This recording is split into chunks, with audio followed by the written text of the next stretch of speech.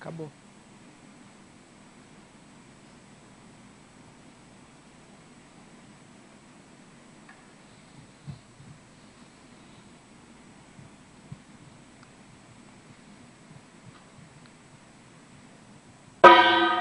Tertúlia. Então, boa tarde a todos. Sejam todos bem-vindos. Tem bastante gente aqui de fora, né? De Foz do Iguaçu. Hoje é dia 18 de abril de 2014, é uma sexta-feira. O verbete é de número 2996. Ele tem 7 páginas, 49 elogias e 18 máximos. O tema é reconciliação íntima e foi feita na especialidade homeostaticologia. Quem redigiu o verbete é a neoverbetógrafa Vilma Vieira. A Vilma Vieira, ela é graduada em pedagogia e licenciatura em pedagogia. Ela é especialista, ela é comerciante, ela é brasileira, natural de São Pedro da Aldeia, Rio de Janeiro, voluntária da Conscienciologia de 2004 e docente da Conscienciologia em Treinamento. Ela é coautora do livro Experimentos da Paz, no qual ela contribuiu com o artigo Reforma Íntima, e ela é tenepsista desde 2004. A reconciliação íntima é o ato ou efeito de aconsim, homem ou mulher, pacificar-se, harmonizar-se ou reequilibrar-se, promovendo a condição de autoaceitação, autoconfiança, autorrespeito, autoajustamento, autocompreensão, autorretratação e inteireza consciencial, reverberando na consolidação da autorreeducação pensênica e na dinamização da proexis pessoal e grupal. Na pensenologia, nós destacamos o holopensene pessoal da reconciliação íntima, o holopensene da autossuperação, o holopensene da determinação evolutiva, o holopensene da evolução, o holopensene do posicionamento cosmoético, o holopensene da interassistência, o holopensene da reeducação íntima, a importância da reconciliação íntima na consolidação da autorreeducação pensênica. Na fatologia, o enfrentamento das autovitimizações, a utilização coerente da vontade, o autodesassédio lúcido, o reconhecimento dos trafores, a desdramatização dos trafares, a reeducação parapsíquica, o exercício da autopesquisa, a relevância da gestação consciencial, a eliminação de mágoas e de melindres em relação a si, a autodespreconceituação, a superação de heteropreconceitos, o aprendizado evolutivo a partir das mazelas da vida, a coragem pessoal, o investimento no autodesenvolvimento, o esforço pessoal para a autorrenovação, a liberação da interiorose, a imunidade cosmoética, a vivência da autenticidade cosmoética, a reconciliação feita com os desafetos de vidas anteriores, a ressoma de base reconciliatória, a conquista da reconciliação íntima em movimento espiral. Aí a gente também chama atenção que a fatologia tem 25 linhas e que constitui o máximo para o verbete e que, portanto, a gente convida todos aí para lerem com mais cuidado aí essa fatologia, né, que tem muita informação que a gente não leu. Para a fatologia, os nódulos psicossomáticos causados por falta de reconciliação, a eliminação de cumplicidades baratrosféricas, a flexibilidade intraconsciencial oportunizadora do diálogo com os amparadores extrafísicos, o autodesbloqueio energético, a autopesquisa multidimensional, as para-reconciliações, o desenvolvimento do parapsiquismo equilibrado, a autoqualificação da assistência extrafísica, a autodisponibilidade para a atuação dos amparadores extrafísicos e a recuperação de cons magnos. Nós chamamos a atenção também que a argumentologia tem vários parágrafos que são enumerações. Então, nós vamos citar o predisposições, que perante a autoexperimentologia, a neoverbetógrafa coloca 9 medidas predisponentes à reconciliação íntima. Na otimizações, né, no parágrafo otimizações, que mediante a ortopensenologia, ela coloca 30 otimizadores da pensenidade na sustentação do autoenfrentamento pró-autopacificação. No parágrafo autopesquisologia, de acordo com a autorrecinologia, ela coloca 9 ganhos obtidos pela reconquista de trafórios ociosos, estimulados a partir da autoaceitação e reconciliação íntima. É bem importante isso. Tem um livro do professor Waldo que ele diz que trafório ocioso é um trafar. Então, você está resgatando, de alguma maneira, os nossos trafários. Imaturidades. Considerando a holomaturologia, ela coloca 3 procedimentos e atitudes imaturas da consciência autovitimizada, causadoras de interprisões grupo-kármicas, indicando necessidade de empenho pessoal para promover a autorreconciliação íntima. E por último aqui, a libertações, quer dizer, o parágrafo libertações, que concernente à interassistenciologia, ela também coloca 4 tipos de ações ou atos sadios da consciência madura, objetivando autolibertar-se de interprisões grupo-kármicas e concretizar autorreconciliações. Na remissiologia, nós destacamos os seguintes verbetes: auto-imperdoador, autocorreção, autocura, autorremissão avançada e princípio do posicionamento pessoal. A frase enfática: a reconciliação íntima conduz a consciência à consolidação de neopatamar evolutivo decorrente da autoaceitação e da reconquista do potencial traforista angariado no curso intermissivo. Questionologia: o quanto você é capaz de autoaceitação? Já efetivou recins promotoras da reconciliação íntima e da reconquista autotraforista? Na bibliografia específica, ela contribui com 8 fontes de referência. Vamos ler agora a mega-análise elaborada pelo João Paulo, onde ele destacou 20 palavras, expressões, conceitos, né, que representam a essência do seu verbete. Então vamos lá: reequilíbrio, ortopensenidade, autoenfrentamento, autodesassédio, autocura, autoestima, autoperdão, autoaceitação, recomposição, harmonização, desintoxicação, antivitimização, autossuperação, autopacificação, autorreeducação, autocompreensão, autorreconciliação, homeostaticologia, holomaturologia e ego-karmologia. Antes da gente começar propriamente as perguntas, a gente quer fazer aqui a divulgação da promoção da compra antecipada do novo tratado do professor Waldo Vieira. Não sei se todos já estão sabendo, vocês tertulianos e os teletertulianos.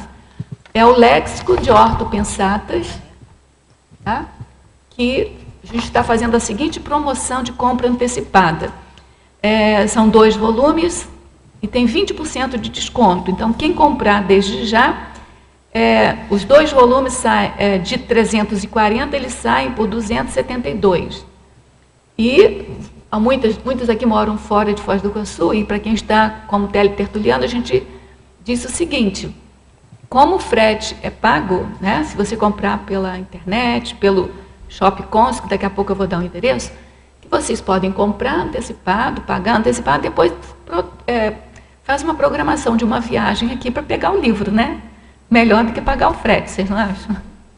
Então, vamos lá. Quem quiser... Então, quem está por aqui, quiser fazer a compra, pode fazer a compra lá na Epígrafe. Quem não está aqui presencialmente, ele pode entrar em contato com a Editares pelo e-mail editares@editares.org ou pelo telefone 45, código de área 2102-1407. Ou então pela epígrafe. Então, quem está aqui pode ir ali na epígrafe. Quem está fora pode telefonar para a epígrafe, 45 é o código de área, 3525-0867. A epígrafe também tem um Shopcons. Então é www.shopcons.com.br e o frete é pago pelo comprador. Então, se você quiser entrar pelo Shopcons também, você pode fazer a compra antecipada, tá bom? E aí, a dica é, planeja uma vinda para cá para pegar pessoalmente, né? Bom, Vilma, a pergunta clássica para você. O que te motivou fazer esse verbete, tá certo? E quais foram os ganhos, né, de você elaborar o verbete? Bom, desde a idade da adolescência, por volta dos 12 anos, 14 anos, eu entrei em um processo de autoaceitação. De quê? Autoaceitação. Ah, excitação. E comecei a entrar em um processo depressivo, porque eu sentia saudade de um lugar, de um determinado lugar, que eu sabia que eu tinha certeza que existia esse lugar, mas eu sentia falta desse lugar, e que não era aqui no intrafísico. E eu comecei todo um processo, comecei a entrar em depressão, e junto com depressão também aflorou também o parapsiquismo, e aí entrei em um processo, né, emocional que durou um tempo. E em 2004, quando conheci a Conscienciologia, por volta de 2003, 2004, fui convidada, né, por uma amiga, né, para fazer o curso CP3 no Hotel Guanabara, e aprendi, né, a técnica do EV. A partir daí, essa mesma amiga, um dia, fez uma impactoterapia comigo. Né? Falou, Vilma, olha só, você tem que encarar você mesmo, você tem que se enfrentar. Né? E aí eu comecei a fazer reflexões sobre isso. O que eu deveria trabalhar comigo? E fiquei refletindo. Quando chegou em 2004, entrei como voluntária, né, no IPC. E em 2005, o curso de formação pesquisa do conscienciólogo foi dar um curso lá no campus IPC. E a gente já tinha que ter um tema pronto para levar. E eu já estava com esse tema, reconciliação íntima. E que vem trabalhando até hoje, que vem me ajudando nas minhas superações. Que tem a ver com o seu artigo também, que tem a ver né? com o meu artigo, íntima, reforma né? íntima. E eu venho fazendo todo um trabalho em cima. Quer dizer, você reformou Reformei. para poder reconciliar, não é isso? É isso aí. Tá bom. Primeiro ela fez o reforma íntima e agora está fazendo a reconciliação íntima. Né? Então, Você quer perguntar alguma coisa? Oi, Vilma. Na página 3, em Sindromologia, você pode explicar um pouco mais como que o entendimento da síndrome do estrangeiro te ajudou na reconciliação íntima? Porque o que ela teve é a síndrome do estrangeiro. Como que me ajudou? Através do entendimento do que era a síndrome, isso me ajudou. Porque eu comecei a estudar o que era a síndrome, eu vi que não valia a pena ficar mais naquela melancolia, naquela depressão. Eu tinha que fazer algo, tinha que reciclar em cima disso. Foi dessa forma, trabalhando, estudando, né, investindo na reciclagem. Esse artigo e esse verbete devem ter te ajudado também a assentar a pensenidade, né? Assentar, equilibrar mais as energias. Bem? A entender mesmo o processo do que, né, a gente sente essa saudade. Aí a gente muitas vezes quer ficar no conforto, não quer chegar aqui e enfrentar. Fez o curso intermissivo, né, acha que tudo tranquilinho, fica lá só na teoria, não quer chegar aqui e fazer realmente o que tem que ser feito. Que é enfrentar mesmo, encarar as coisas aqui. Vamos nessa. Vamos enfrentar agora. Vamos enfrentar agora. A verbetógrafa é a professora Vilma, Fatologia, página 1, primeira linha. Qual a principal causa da dificuldade do enfrentamento das autovitimizações? As consciências gostam de sofrer à toa? Olha, principais causas das autovitimizações, eu acho que está muito relacionado ao egoísmo. Porque a pessoa, de uma certa forma, ela não quer se auto-enfrentar porque ela sabe que ela tem muita responsabilidade pela frente e ela acaba entrando nesse processo egóico e se escondendo dentro dela mesmo para que não assume a responsabilidade. É um paradoxo, né? Que é um Porque ela paradoxo. sofre. Ela a sofre. pergunta última dele aqui, as É. pessoas gostam de sofrer? Não Pois é, gosta, né? não gosta de sofrer. Mas sofre porque quer, né? Porque quer. Então, ela realmente ela quer ficar num bem bom e não quer se enfrentar. Em Fatologia, página 1, quinta linha, de baixo para cima. Como funciona a autodespreconceituação e como realizá-la sem melindres? Olha, a partir do momento que nós eliminamos nosso preconceito, né, já estamos trabalhando, né, despreconceito, porque muitas vezes nós criamos isso para nós mesmos. Nós criamos autopreconceito e o autopreconceito é um dos maiores travadores da consciência, eu vejo assim, dentro do processo de reciclagem, porque ele trava a pessoa. Como é que você identifica um autopreconceito? O que é que você caracteriza como autopreconceito? Que tipo de pensamento, de sentimento que é? Por exemplo, que tipo... por exemplo, eu ter o preconceito comigo mesmo, por exemplo, assim, me sentir inferior, vamos supor, às outras pessoas, aí isso faz com que a pessoa entre em baixa estima. É um autojuízo negativo, né? Um autojuízo negativo, um autopreconceito. Porque isso vai criando um estigma da pessoa. A pessoa, né, começa a ter preconceito. Mas eu sou assim, eu sou desse jeito, e entra nesse processo.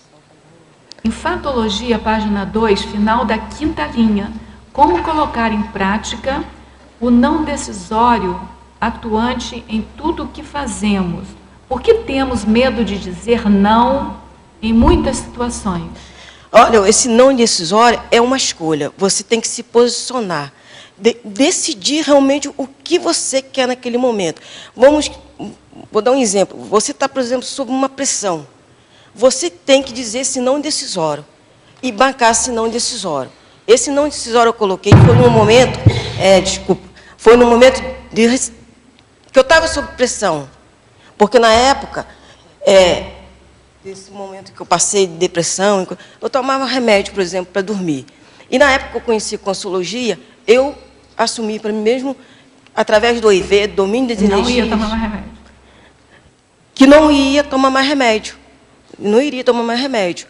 E nesse dia, quando eu resolvi, as pessoas da família acharam que eu teria que continuar tomando remédio.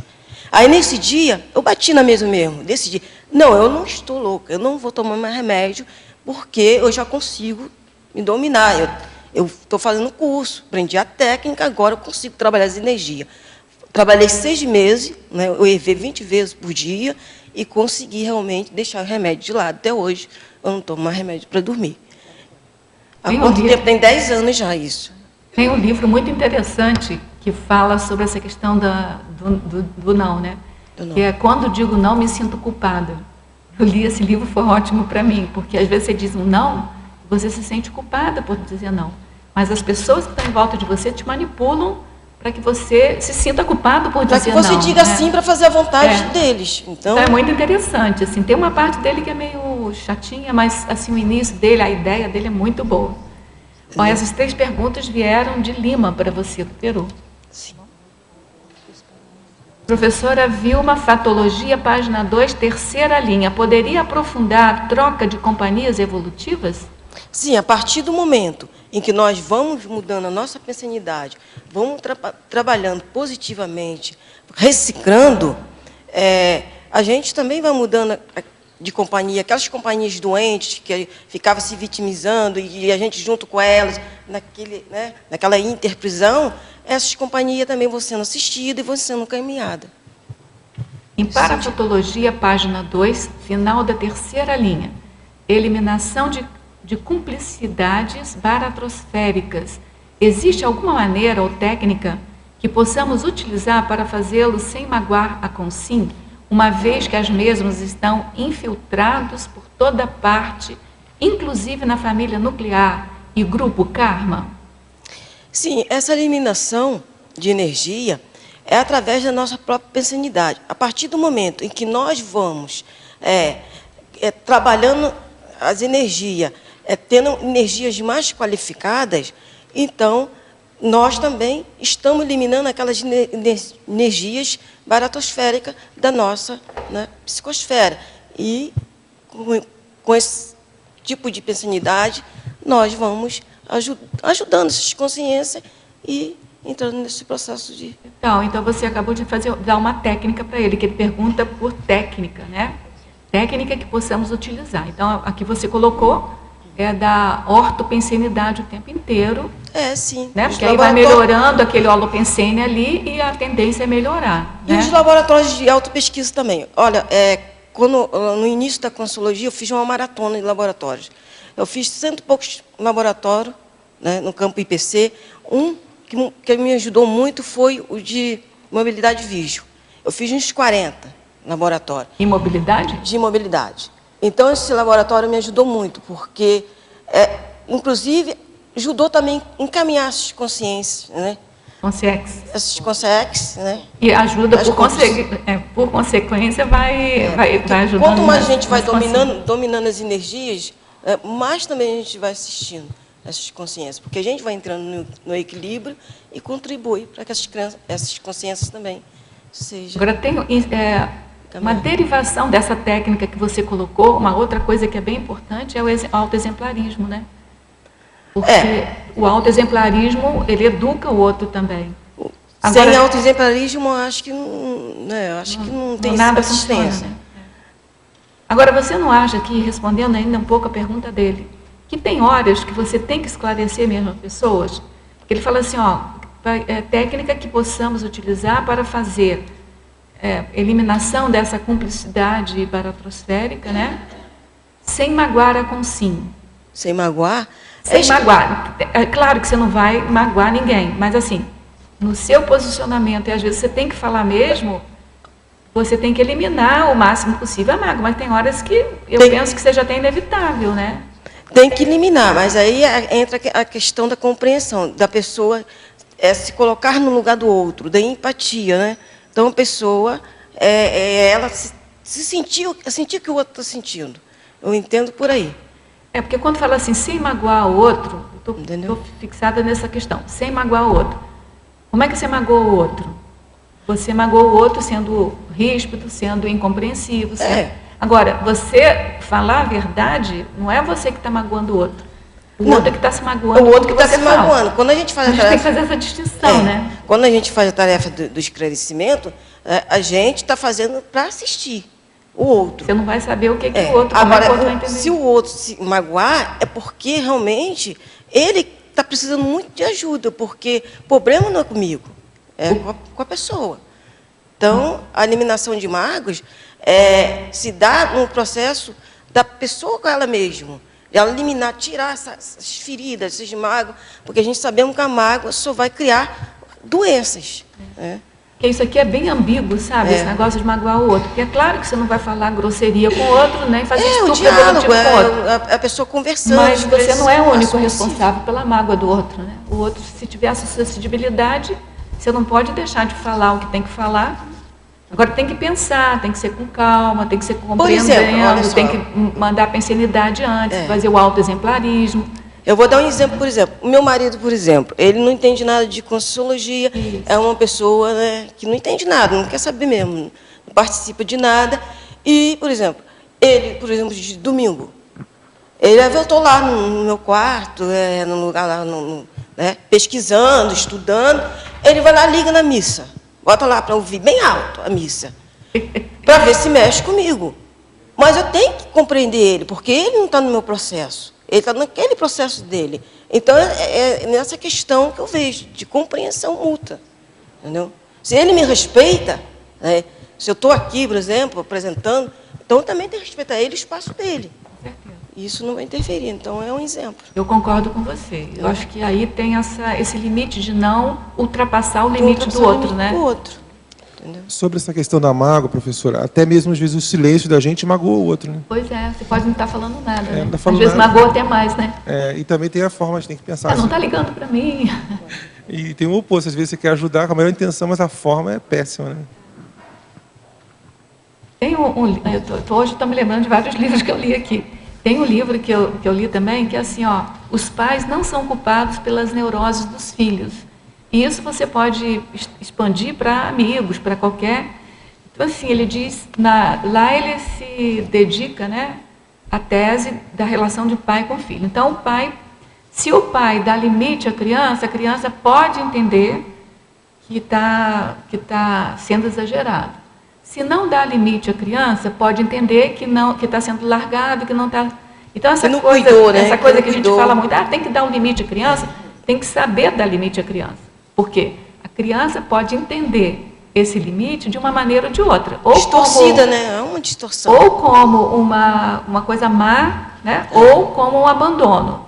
Então, ele lá no livro, ele diz o seguinte, que sempre quando você vai dar limite, falar a verdade, fazer uma TARES com alguém, você precede dizendo que você está fazendo aquilo, porque gosta dela. Em resumo, você explicita mais a sua intenção de falar aquilo. E aí isso tende a diminuir a má interpretação, a distorção que o outro possa estar fazendo daquilo que você está fazendo com ele. Distorção, isso. Então vamos lá.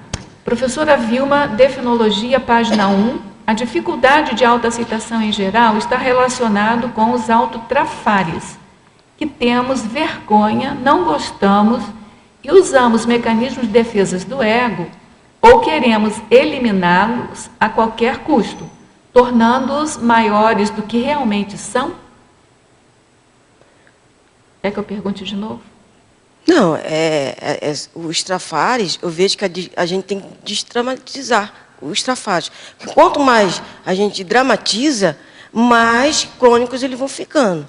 Porque a reconciliação íntima, ela trabalha com esse processo. Porque cada momento que a pessoa, né, cada dia que a pessoa descobre um trafar, eu acho que a pessoa deveria ficar feliz. Por que ficar feliz?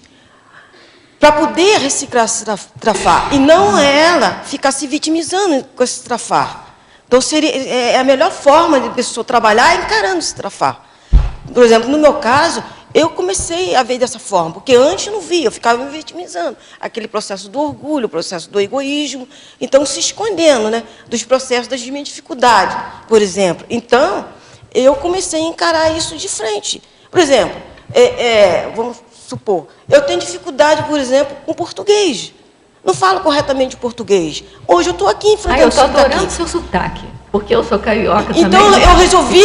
Estava com saudade desse sotaque. Eu resolvi encarar isso. Eu disse, agora eu não vou ficar mais muda, porque se eu falo errado. Eu vou encarar, mas eu não vou ficar parada também, eu vou reciclar isso. Em 2004, eu resolvi voltar a estudar. Eu só tinha ensino primário quando cheguei aqui na Conscienciologia. Aí eu fiz 10 anos. Eu iniciei no primário, cheguei à faculdade. Então, a gente querer se melhorar. É colocar esforço e enfrentar. Entendeu? Nosso parabéns para você. Entendeu? Tecnologia, página 2, primeira linha, poderia explicar como usar a técnica da estratégia anti-assédio em relação aos autotrafares? Repete para mim, filho. Na tecnologia, página 2, primeira linha. Poderia explicar como usar a técnica da estratégia anti-assédio em relação aos autotrafares? Então, essa técnica, durante minha caminhada, durante a escrita do verbete, me veio essa técnica. Porque muitas vezes vinham muitas ideias durante a caminhada. E, às vezes, eu ia sentar para escrever, eu trancava no meu quarto. Geralmente, havia um impedimento para anotar minhas ideias. Aí, então, me veio a ideia de anotar, no ar livre, por exemplo, de anotar tudo que vinha, levar um papel, ou quando chegasse em casa, sabe? Porque isso não ia chamar muita atenção das pessoas que estavam ali. Não ia chamar a atenção do assédio. Entendeu? Então, notando, aquilo ali ia passar despercebido. A pessoa passava, mas ela deve estar notando qualquer coisa ali, então o assédio não vinha, não tomava conta naquele momento. Foi nesse sentido que eu coloquei essa técnica do anti-assédio. Telefone tocava, alguém me chamava, a campainha tocava. Quando eu ia fazer minhas anotações, eu resolvi. Então, eu disse, eu tenho que arrumar uma estratégia para mim fazer minhas anotações, né, em qualquer lugar. Então, eu comecei a fazer isso e deu certo, funcionou. Deu certo, né? E se há um momento que não der mais certo, eu vou inventar outra estratégia. Tá ótimo. Professora Vilma, Pensenologia, página 1, penúltima linha. Quais as características dos passe pensenes? De que forma adquiri-los? Quais as técnicas? Do passe pensene?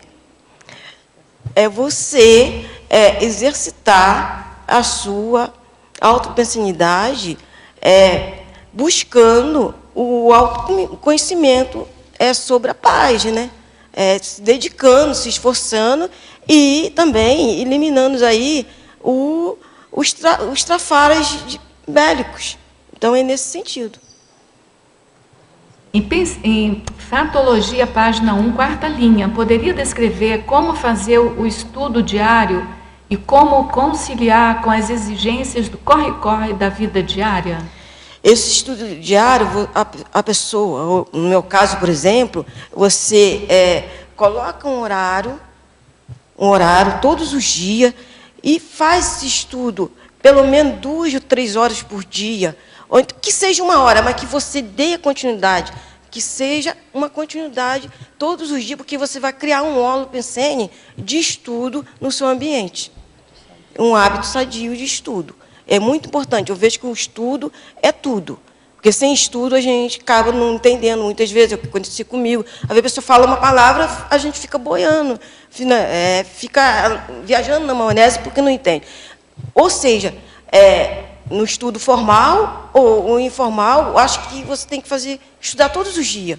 Entendeu? Seja lá um estudo, né, da Conscienciologia ou não, mas você tem que estudar de um tudo, para que você possa evoluir. Porque A tudologia. tudologia. Que sem estudo, nada. Tem um mega pensene do trivocabulário do professor Valdo que ele fala mais ou menos isso. Estudo é estudo. Eu já estou até com sotaque. Estudo é estudo, né? Estudo é estudo. Patologia, página 1, quinta linha, de baixo para cima. Poderia exemplificar a eliminação de mágoas e de melindres em relação a si? Quais as técnicas que foram utilizadas? A Recins, a técnica da Recins, por exemplo.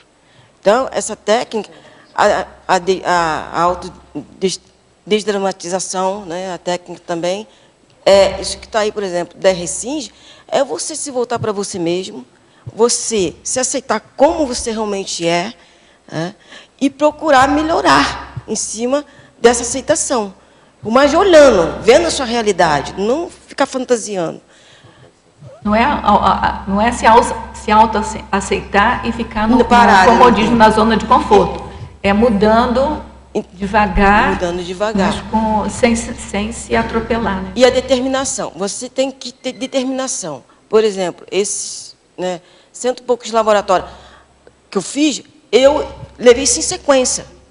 Era uma sequência. Podia chover, podia fazer sol. Você conhece o campus Saquarema. Eu andava aquilo ali, tudo, para fazer os laboratórios. Na hora certa, estava ali. Então, é essa determinação. Você tem que ter força de vontade. Porque se não tiver força de vontade, as coisas não funcionam, né? Não andam, né? Ninguém vai andar, a coisa não vai andar por você. Eu tinha, por exemplo, medo. Eu tinha muito medo, por exemplo. E os medos, por exemplo, eu vejo que a pessoa, mesmo se ela tem um medo, ela tem que fazer com medo mesmo. Medo de quê que você Por exemplo, eu tinha medo, por exemplo, eu tinha computador desde os meus filhos pequenininhos em casa, mas não mexia no computador, por exemplo. Tinha até medo do computador, de mexer no computador. Estou falando sério, entendeu? E a partir do momento que eu conheci a Conscienciologia, eu vi a necessidade de... A primeira coisa que o professor Valdo, que eu cheguei, o professor Valdo me deu uma lista com laptop e isso. Aí eu disse, poxa, eu tenho que mexer nisso, fui fazer um curso de informática. Aí eu comecei a minha reciclagem, foi nesse processo. E os melindros foram sumindo. Porque também tem todo um processo de assédio, né? A gente sabe disso. Na fatologia, página 1, quinta linha, de baixo para cima, poderia exemplificar a eliminação de mágoas e de melindres em relação a si? É isso que eu já acabei de perguntar, né? Exemplificar? É. Então vamos lá para o seguinte. Ainda na fatologia, página 1, quarta linha, de baixo para cima. Como funciona o aprendizado evolutivo a partir das mazelas da vida? Poderia exemplificar? Olha só, não é preciso nós, por exemplo, criarmos mazela para evoluir. O certo seria não criar-se mazelas. Mas, ainda com nossas maturidades, nós criamos muitas mazelas. E essas mazelas viram doenças, principalmente psicossomáticas. Porque das nossas imaturidades, nós vamos criando, e essas mazelas vão criando prisões. Nós vamos criando prisões.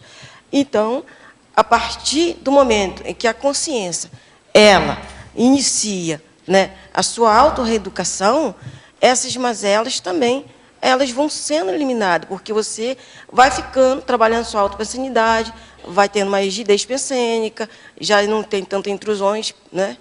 As intrusões pensênicas, a autoconfiança, vai gerando mais coragem evolutiva, para o seu autoenfrentamento. E para as reconciliações também, que a gente sabe que não é só intrafísica, que as reconciliações também são extrafísicas, né? São as mais mais significativas, né? significativas. Professora Vilma, fatologia, página 1, terceira linha. Poderia comentar o exercício da autopesquisa?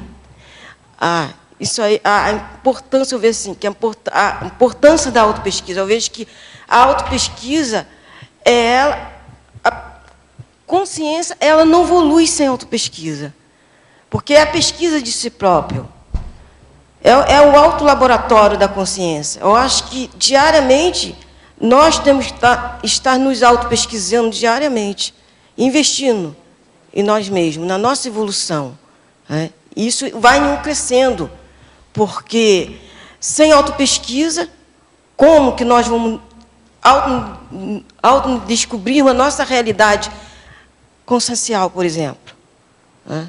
E muitas vezes nós temos muitas bagagens, e a gente muitas vezes ficamos focados no nosso trafar, esquecendo do nosso autoconhecimento, não só dessa vida, né, mas de outras vidas. E é aquela metáfora, né? Você fica sentado no pote de ouro chorando, né? Lamentando o que você não tem, né? Pois é. Então, a autopesquisa nos faz nos descobrirmos nós mesmos, entendeu? A reconciliação, né, é a base. No meu caso, foi a base, por quê? Porque quando você se reconcilia com você mesmo, você se descobre. Sai daquele seu mundinho, porque a pessoa fica escondida dentro dela. Entendeu? Eu fico pensando que eu também tenho esse problema, né, de autorreconciliação. Eu fico pensando que, assim, quando você perde a expectativa de você mesmo, você se acha muito melhor, na verdade, do que você é, quando você se diminui, né? Pois é. Então, perde seu potencial. Quando você perde aquela expectativa sobre você mesmo, você cai na real, aí a coisa vai começar a andar, né? Aí que a coisa anda. Para a fatologia, página 2, sexta linha, gostaria que comentasse a autorreurbanização holossomática? Sim, essa autorreurbanização, a reurbanização holossomática, se dá no processo energético. Quanto mais você vai qualificando seus veículos, né, holossomáticos, mais você vai limpando todas aquelas cicatrizes do passado, essas coisas que a pessoa vai criando, esses nódulos, essas doenças, né? Vilma, poderia explicar melhor a questão da consciência gostar de sofrer e a relação deste sentimento com o egoísmo? Como? Você já falou um pouco... Da consciência gostar de sofrer? Você já falou um pouco numa das primeiras perguntas aí, sim, sobre a consciência gostar de sofrer. Mas aqui ele pergunta a questão da consciência gostar de sofrer e a relação deste sentimento com o egoísmo. E a relação... Olha só, eu acho que isso entra o processo, por exemplo, da imaturidade mesmo. Então, Eu acho que isso é maturidade mesmo. A pessoa, eu acho que ninguém veio aqui para sofrer. Eu acho que isso é assédio, porque eu acho que ninguém gosta de sofrer. Será que mesmo a pessoa gosta de sofrer? Eu acho que isso aí, muitas vezes, vem através das lavagens, né, cerebrais que a pessoa, às vezes, adquire, por exemplo, em outras vidas, e vai criando esse processo, por exemplo, de estar se martirizando, né, o processo religioso. Então, entra nesse processo. A pessoa entra e acha que ela tem que ficar coitadinha, de sofrendo, né, de toda hora se perdoando. Né, e, no caso da reconciliação íntima, não é isso. Entendeu? Eu acho que esse negócio da consciência gostar de sofrer é um pouco ranço religioso, né? Para ser salvo, Cristo teve que sofrer na cruz. E para que as pessoas chamam a atenção das pessoas, entendeu? As pessoas, coitadinha, fica ali só passando a mão na cabeça daquela pessoa, entendeu? E a pessoa nunca sai daquilo, fica sempre daquele cara de sofrimento, ali presa aquilo ali. Rosa, então, aqui no ar, tinha uma pergunta que tem a ver com esse sofrimento aí que a Vilma está falando. Vilma, parabéns aí pelo verbete, ok? Obrigada. Ela está falando do sofrimento e dessa autoculpa, e aí eu penso, a reconciliação íntima não demanda sempre algum nível de autoculpa? Porque se eu preciso me reconciliar comigo, eu me culpo em algum nível, né? Não, mas aí entra o processo da auto-imperdoabilidade. Você, por exemplo, você se perdoa os erros, mas não tem essa coisa de você ficar passando a mão na sua cabeça, né, e continuar no erro. Entra o processo da reciclagem. E aí entra a eliminação das autoculpas. Eu entendi o que você está falando. Então, assim, a reconciliação precede por uma autoculpa. Então, que seja, mas eu acho que o processo é de limpando, então, né? Se a gente fosse pensar num passo a passo para chegar nessa reconciliação íntima, o start, o início, seria essa identificação de um cometimento de erro, com algum sentimento, eventualmente, de autoculpa ou não? Mas eu não sei, mas ela vai responder, mas assim, eu não sei se é sempre autoculpa, porque você pode reconhecer um trafar, você pode não sentir autoculpa por aquilo, sim, você reconhecer que não está no patamar bom, e aí você quer... Esse processo da autoculpa, quando, por exemplo, a pessoa né, vai buscar a aceitação, que ela se aceite como ela é porque ela já passou por esse processo de autoculpa, porque ela estava já dando grito, me tira dessa situação, porque eu estou sendo punida, né? Autopunida, é a autopunição, a pessoa ficar autopunindo o tempo todo com a autoculpa e se sentindo culpado por tudo. Então, no meu caso, por exemplo, eu me sentia culpado por algumas coisas, né, até mesmo por estar aqui, achava que deveria estar da onde eu vim, em um lugar melhor. Né? Mas, por exemplo, olha, em cima dessa pergunta, essa questão mesmo, se você faz uma meta acima da tua potencialidade, né? E aí você vai buscando, e aquilo você vai, de alguma maneira, agredindo. Não necessariamente, pode ser que eu esteja enganada também, não necessariamente aquilo seja uma autoculpa daquela mortificadora. Certo? Mas aquilo vai criando um mal-estar, e aí você tem que se reconciliar, ou seja, fazer aquilo que você é capaz de fazer. Não diminuindo, mas ficando no patamar correto.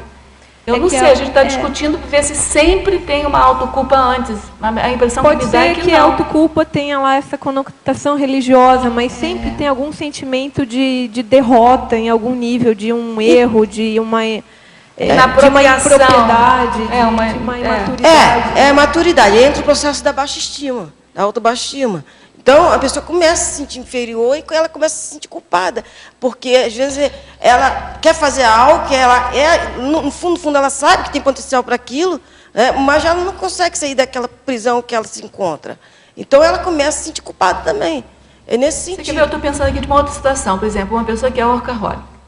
Ela não se sente culpada e, por isso, ela está trabalhando. Mas chega um ponto que ela vai ter um piripaque qualquer somático. Ela não tem que fazer uma autorreconciliação, ou seja, se adaptar àquela situação. Eu estou considerando uma reconciliação um pouco mais amplo do que fazer uma pacificação. Entendeu? No caso do workaholic, às vezes ele usa o trabalho como fuga ou até como autopunição.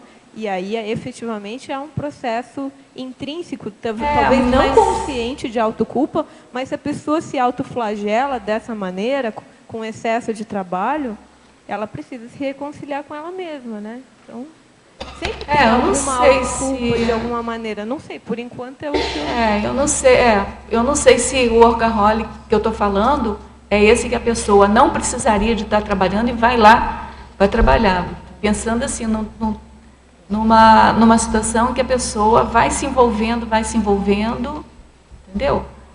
Eu acho que tem um limite aí de que não necessariamente seja aquela autoculpa que a gente está considerando assim do martírio, sabe? Sim. Não, mas a pessoa sente, por exemplo, a pessoa no íntimo, lá no seu íntimo, sente a vontade, por exemplo, de sair disso, de evoluir, aquela necessidade, a pessoa precisa, né, por ela mesma, sair dessa condição. Eu vejo nesse sentido a questão. Pode ser uma indisciplina, uma disciplina. Tem outros trafares. E também assim, os próprios autos assédios, né? Que a pessoa começa a entrar nesse processo de... Mas, em resumo, gente, não importa se tem sempre uma autoculpa ou não. O negócio é a gente não ficar bem, se reconcilia, que é o melhor, né? Ô, Vilma, eu aqui, Tisseia. Você podia falar para mim um pouco mais na parafatologia, terceira linha, sobre os nódulos psicossomáticos causados por falta de reconciliação? Sim. Quando a pessoa ela não consegue reconciliar com ela mesma, ela vai criando, né, esses nódulos. Esses nódulos viram doenças emocionais. Por exemplo, desequilíbrios. Né? A pessoa começa a entrar em desequilíbrio, porque ela não domina, né, as suas energias. E começa a entrar em um processo também de autoassédio. E esses autoassédios levam a pessoa ao desequilíbrio emocional. Então, o equilíbrio emocional gera doenças, gera patologia. Então, esses nódulos, né, são formados através, né, dessa falta de equilíbrio. Você pode dar um exemplo de algum nódulo que você mesmo, né, que você encontrou em você, ou que você teve que trabalhar? Sim, por exemplo, um exemplo que eu tenho, por exemplo, é que, por exemplo, eu não conseguia, por exemplo, muitas vezes, nem de me comunicar, por exemplo. Então, isso são traumas, né, que nós vamos criando, e vai criando esses nódulos psicossomáticos, né, e nós não conseguimos. Esses nódulos vai criando prisões e interprisões, porque também vão aumentando, porque não é só nós estamos, né, dentro da multidimensionalidade, e essas consciências também vão, essas mesmas consciências com a mesma afinidade, elas vão se agregando a nós e cada vez vai fortalecendo mais, né, potencializando essas dificuldades. Então, o exemplo, por exemplo, e eu sugiro que a pessoa ela se volte para ela mesma, né, busque a sua realidade e se enfrente. Porque o autoenfrentamento é que vai tirar ela dessa condição. Na parafatologia mesmo, você Respondi? tem aqui a parapsepsia das mazelas. Está interligado com isso?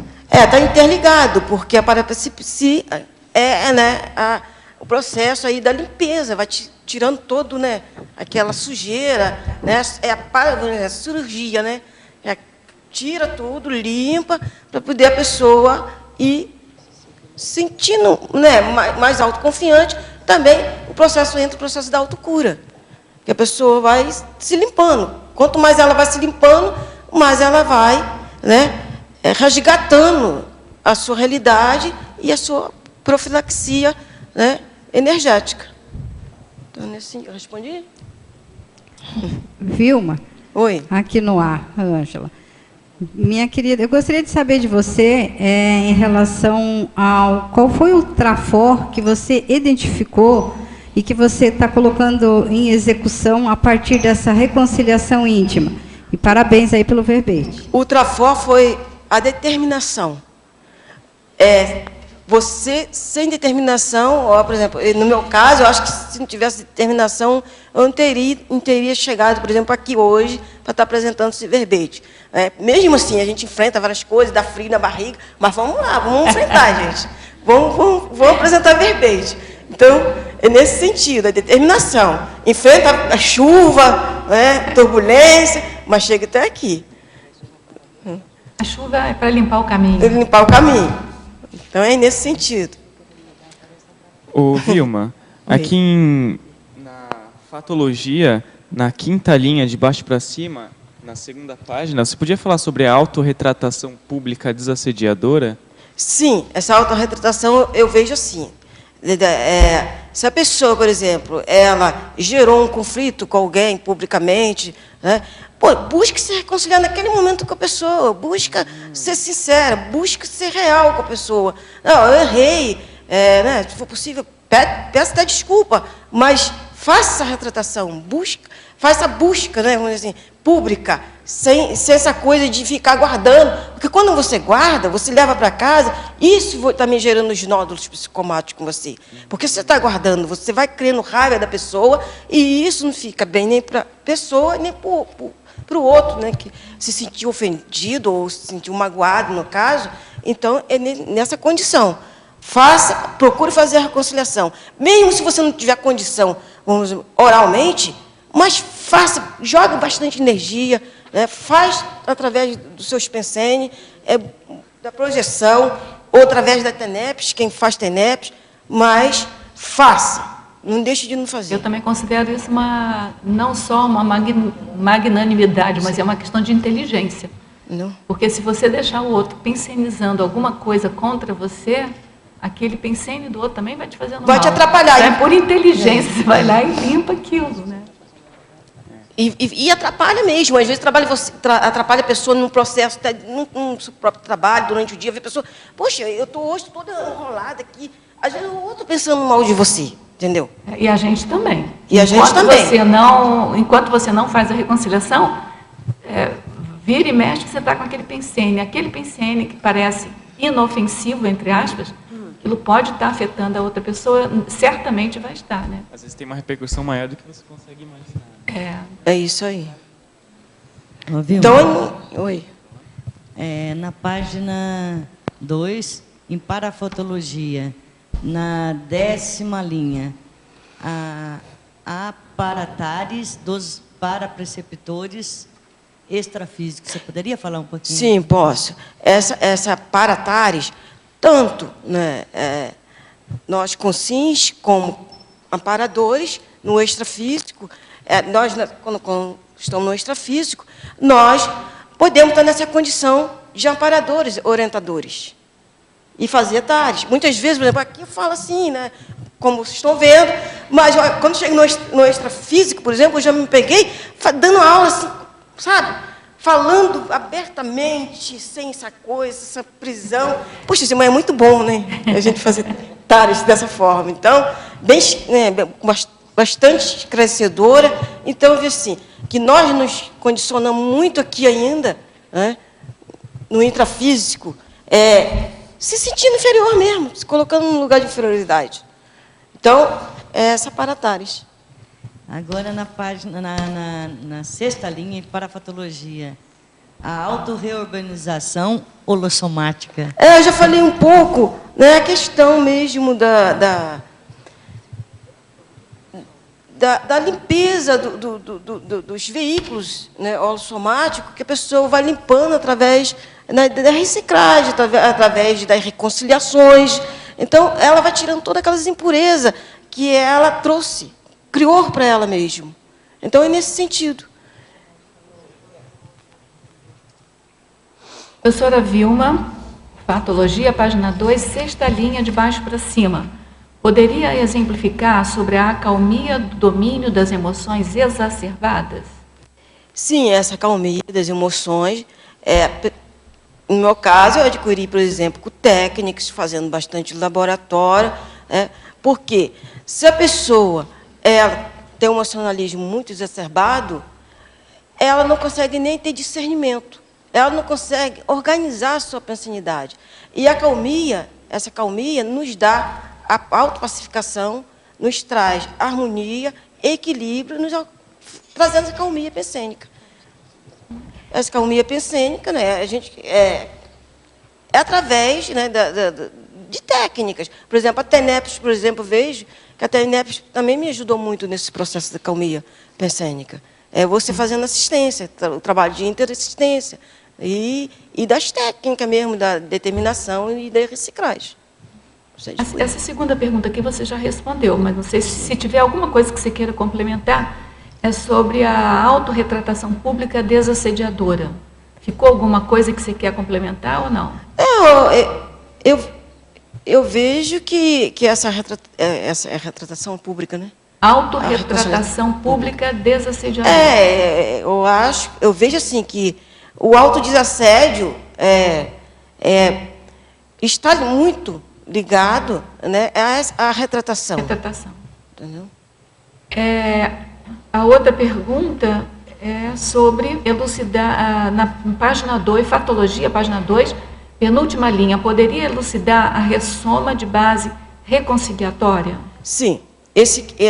Essa ressoma de base reconciliatória é, por exemplo, a pessoa que recebe um ente, por exemplo, um neto, por exemplo, um filho, resgatando, por exemplo, algo que ela deixou para trás, e muitas vezes, lucidamente, quando ela consegue resgatar essa consciência, ela também acaba desencadeando vários fatores de acertos, né? É o resgate da consciência, muitas vezes, que ela deixou, ou entre ambos deixaram o rastro e que essa consciência ficou para trás, e muitas vezes essa consciência ela fica em um processo, muitas vezes, atrapalhando sua evolução aqui, e ela também, do outro lado, não consegue evoluir. Então, muitas vezes, os amparadores proporcionam um resgate dessa consciência na sua própria família, como filho, ou como neto, ou como pai, e a gente, aqui se compromete em assumir e resgatar essa consciência, ajudando da melhor forma aqui, assistindo essa consciência. E ela também acaba nos assistindo, porque acaba também alavancando várias coisas que estavam presas devido a esse processo de interprisão. Ô, Vilma, na página 2 aqui na fatologia, na quarta linha de baixo para cima, dentro desse contexto da ressoma de base reconciliatória, você fala sobre a interreconciliação promovida em ambientes entrópicos. Pode falar um pouco mais? Eu vejo assim que a reconciliação, ela não precisa um aperto de mão, ela não precisa muitas vezes ser diretamente, mas muitas vezes nós chegamos em lugares, até mesmo em lugares, por exemplo, em um ponto de ônibus, ou mesmo lugares que precisam de fazer determinado trabalho, por exemplo, vou dar um exemplo, por exemplo, do campus IPC. Às vezes, lugares que estão muito entrópicos, por exemplo, ali existem muitas consciências precisando de reconciliação. Às vezes, o trabalho não sai muitas vezes, né? Às vezes, leva tempo para sair um trabalho, porque muitas vezes tem determinados grupos de consciências entrópicas naquele lugar, e muitas vezes a pessoa que tem que se reconciliar com aquele grupo está ali à espera, e aquela pessoa nunca chega, mas às vezes, se a pessoa chega e busca o melhor, ela está mais lúcida, mais consciente em relação a isso, ela começa a assistir aquelas consciências, e daqui a pouco chega a pessoa certa, vai fazer aquele trabalho sai com tranquilidade, porque aquele determinado lugar já foi limpo através da sua interreconciliação com aquele grupo. E você não está ali à toa, né? E você não está ali à toa. Tem alguma coisa que você fazer. Entendeu? É nesse sentido. Que no detalhismo, na voluntariologia, qual que é a importância do voluntário conscienciológico para ti? Olha, a importância do voluntário conscienciológico no processo da reconciliação é esse trabalho de interassistência, é de você se doar, é da troca. Todos os dias você vai encontrar pessoas que você tem afinidade, mas todos os dias você encontra pessoas também de um processo seu que muitas vezes você deixa o rastro com ela. E você vai fazendo a sua reconciliação com essa pessoa. Entendeu? Você vai se aproximando dessa pessoa. Se você está num processo mais lúcido, você se dirige, você acolhe essa pessoa. Né? Aos poucos, muitas vezes a pessoa também, né, a baixa lucidez, ela não reconhece, muitas vezes, e acaba, muitas vezes, não dando essa oportunidade. Mas se você está na condição mais lúcida, vai aos poucos, se aproxima dessa pessoa. Um dia dá um bom dia, com um sorriso bem bonito. Outro dia, né, já se você estiver na condição de explicar alguma coisa, estiver com dificuldade, e essa reconciliação se dá nesse nível. Então, eu acho que se não houvesse, se não tivesse voluntariando, esse processo teria, como é que teria sido? Eu acho que eu não estaria aqui hoje, por exemplo, se eu não estivesse no voluntariado.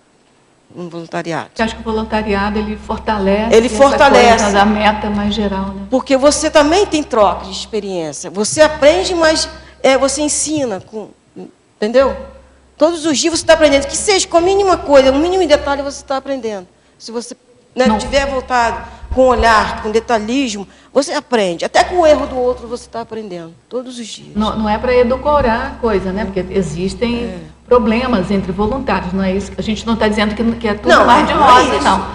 Só que todos têm uma meta em comum, todos conhecem a inteligência evolutiva, tem um mínimo aí de inteligência evolutiva. Eu penso que isso é que o fluxo vai sempre ascendente, não descendente, né? Você é capaz de conversar e a questão de cognição, o outro compreende o que você fala. Entendeu? E você acolher mesmo, né?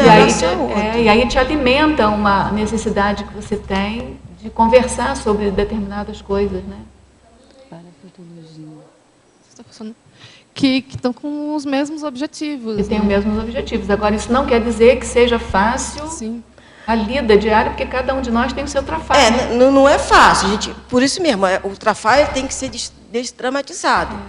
Não fortalecer o trafar, porque conflito sempre vai existir. A nossa imaturidade vai nos levar a isso. Só que exatamente nesse processo de conflito que entra o processo de reconciliação. Você tem técnica para tudo, que eu já percebi. Uma das técnicas pode ser, ao invés de ficar fixado no trafar do outro, fique olhando para o próprio trafar. Nosso próprio trafar. Né? Porque aí já resolve meio caminho. Problema. Entendeu? É isso aí. Resolve meio caminho. Na página 2, em parafatologia, você pode dar na quinta linha, de baixo para cima. Quando você cita que a projeção consciente lúcida interveniente na reeducação pessoal, você tem algum exemplo para citar em que a projeção lúcida te ajudou na sua reeducação pessoal? Sim, tem exemplo sim. Um dia eu estava projetada e junto, era uma projeção amparada, junto com o amparador, fazendo o resgate, por exemplo, de algumas consciências que estavam presas em determinado local. E eu estava ali e, quando olhei, vinha várias consciências negras, né, com ferramentas no ombro, inchadas. E eu toda orgulhosa, né, porque estava com o amparador do lado, toda metida ali. E aí, eu virei para o amparador e falei assim, o que essas consciências estão fazendo aqui atrás de nós? Aí o amparador só bateu no meu ombro e falou assim, são eles que são meus assistentes. Porque são essas consciências que têm a energia para tirar os que estão aqui presos. Aí, quando eu voltei para o soma, eu disse, que vergonha. Poxa, eu pensava que não tinha preconceito, mas eu tenho preconceito. Porque eu disse, poxa, então não tem vergonha do meu próprio pai, que é negro. Aí, dali para lá, eu tomei vergonha, foi a questão do despreconceito, né? Vem trabalhando isso comigo, porque a gente aqui esconde preconceito, acha que não tem preconceito, quando chega no extrafísico, tudo é mostrado, fica tudo muito bem claro. A gente fica escondida no corpo, né? Na pele, no corpo. Então, por exemplo, essa é uma projeção vexaminosa, que ela nos reeduca. Ela nos faz ver como realmente nós somos, como é a nossa realidade. Na segunda página, patologia, quinta linha de o contato extrafísico com resquícios bélicos do passado sem autovitimação. O que aconteceu que você aproveitou para fazer a autorreconciliação? Olha, eu vejo que são coisas do passado. Nós somos, por exemplo, na minha condição, eu vejo que ainda existe muito belecismo. Então, a partir do momento que eu comecei a fazer a minha reciclagem, eu comecei a entender isso. E aí, nessa condição, por exemplo, dentro do próprio laboratório, eu me colocava muito, ia para o laboratório e ficava lá me colocando como vítima, porque vinha muitas consciências para ser assistida, e eu me colocava como vítima, ali dentro do laboratório, por exemplo. Um dia eu ouvi, né, o amparador disse, olha só, você não está na condição de vítima aqui.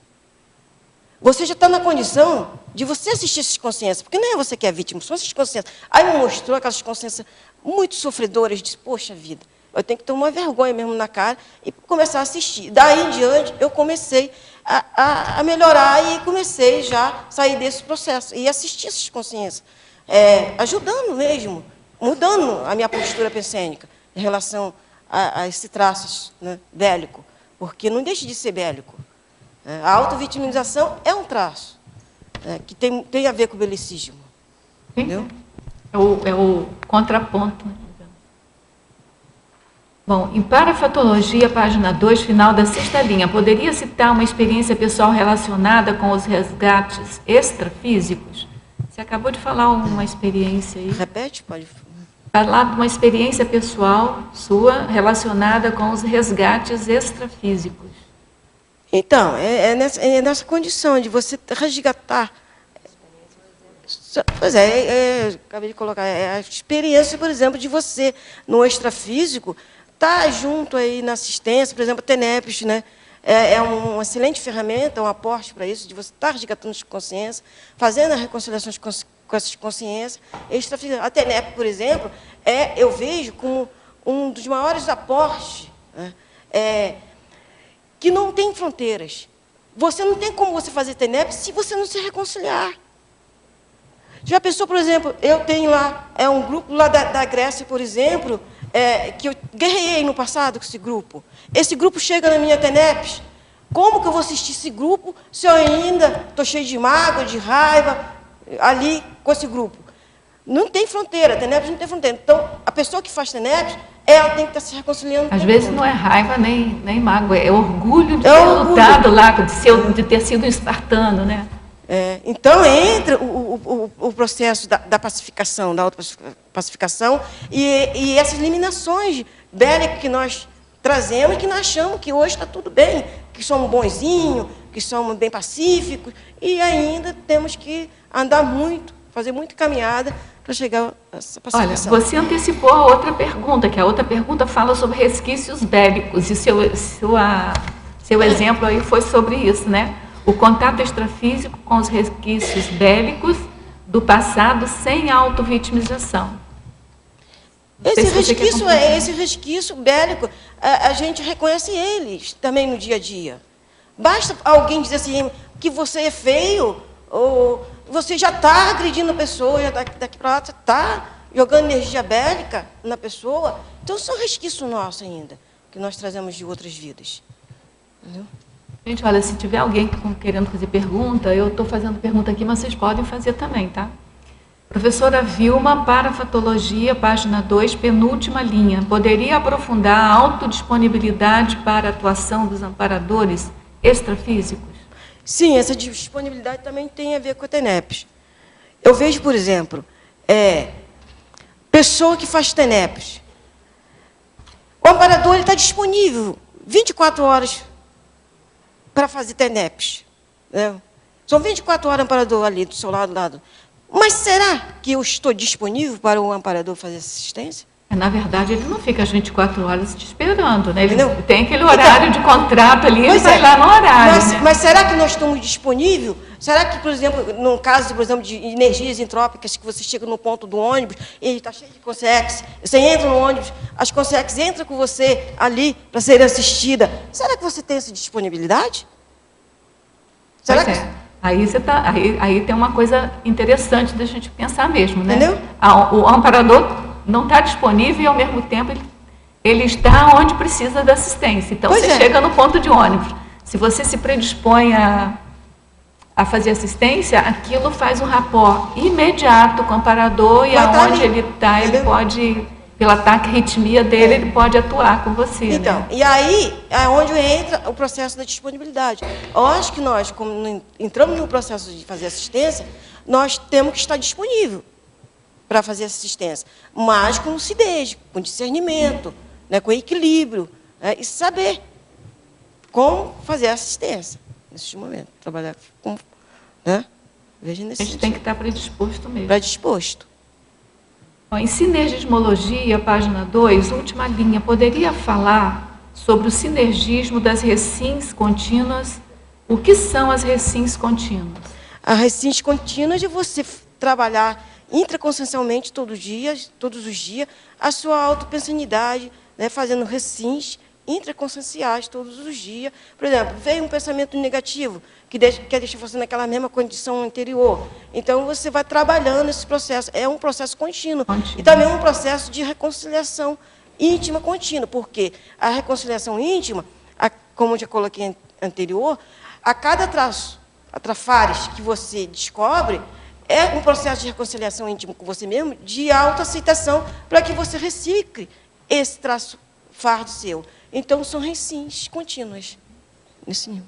É de um ajustamento mais contínuo, né? É. Na tecnologia, página 2, final da segunda linha, poderia exemplificar a técnica de autopesquisa pelos antônimos? Sim.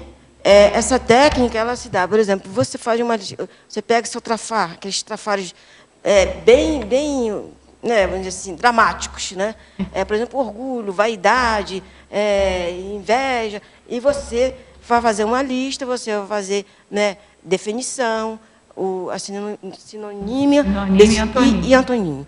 E você vai ver, né? E você também vai fazer o mesmo com os seus trafores, entendeu? Vai definir seus trafores e vai otimizar esses trafores, né, a seu favor do processo aí da pelo reciclagem. contraponto, né? Então, Tem um contraponto. se você identifica um trafar aqui, você usa o contraponto, o oposto, né, o que faz o uma contrafrente aí, para você trabalhar o contrário. É o contrário, você faz o contrário, é os antônimos. Paradoxologia, página 3, poderia ampliar o paradoxo da divergência sem desunião e fazer um cotejo com o binômio admiração-discordância? Sim, é a mesma coisa, praticamente. Então, se eu vou, por exemplo, faço uma advertência, eu não preciso entrar em desunião com você, eu posso fazer uma advertência esclarecedora. Né? E a mesma coisa do binômio, né, de admiração e discordância. As duas coisas As duas coisas andam de mão são um juntas. espelho uma da outra, né? Espelho uma da outra. Fabiologia, página 3, poderia relacionar a ressexofobia com o tema... Relacionar a ressexofobia com o tema do verbete? Sim. Eu acho que, por exemplo, a ressexofobia, né? Se você... É o medo, por exemplo, de reciclagem, de você, né, fazer a reciclagem. Mas saindo desse processo, né, de medos, de insegurança, de patologia, que você vai entrar no processo de reconciliação íntima. Você trabalhando, e a reconciliação também vai te ajudar a otimizar você sair dessa condição. Então, esse o processo da ressexofobia. Você vai perder seus medos através da reconciliação. Vilma, na página 2, em parafatologia, na terceira linha de baixo para cima, você cita aqui o desenvolvimento do parapsiquismo equilibrado. Porque antes o seu parapsiquismo era desequilibrado, antes de você fazer essa reconciliação? Sim, eu coloquei aqui no início, né, que eu, na fase da adolescência, né, quando eu comecei todo o processo aí, no início, o processo de depressão, o parapsiquismo aflorou junto, e eu não entendia muito bem o que era parapsiquismo, porque minha família também não entendia muito, e aflorou, e acontecia esses fenômenos que eu não entendia. E isso já acaba gerando também medos, desequilíbrio, né, mexe muito com o emocional da pessoa, e a pessoa, eu vejo que o parapsiquismo é algo muito sério, que o parapsiquismo não é só fenômenos, o parapsiquismo, você tem que dominar o parapsiquismo, você tem que equilibrar o parapsiquismo, desde mesmo para a sua evolução, para fazer assistência. E, nessa época, ainda nessa fase de adolescência, isso aflorou muito forte em mim. E aí minha família desconhecia tudo isso, achava que eu estava ficando maluca. E aí foi aonde meu pai, que tinha mais um pouquinho assim de coisa, me levou para o espiritismo kardecista. Você pode dar um exemplo desse parapsiquismo desequilibrado? algum fenômeno, algo que tenha acontecido.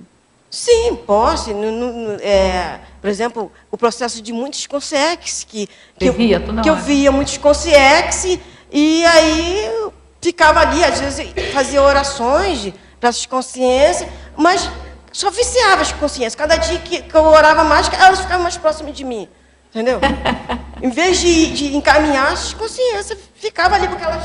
Você dava doce de leite para elas, elas gostavam, porque elas se sentiam aliviadas. Mas eu não, o meu cardiochakra, né, ia a 1000. Porque ficava isso, e às vezes era noite mais noite, e eu não conseguia dormir com esse processo. Aí, quando eu conheci a Consciologia, logo em 2004 mesmo, eu comecei a fazer TENEP. Porque não dava conta, sabe? Era assim, era muito...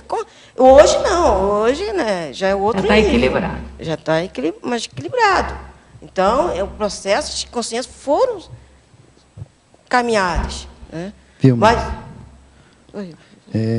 na página 4, você traz ali os otimizadores. Eu queria que você falasse sobre o item 3, que é a ata intermissiva.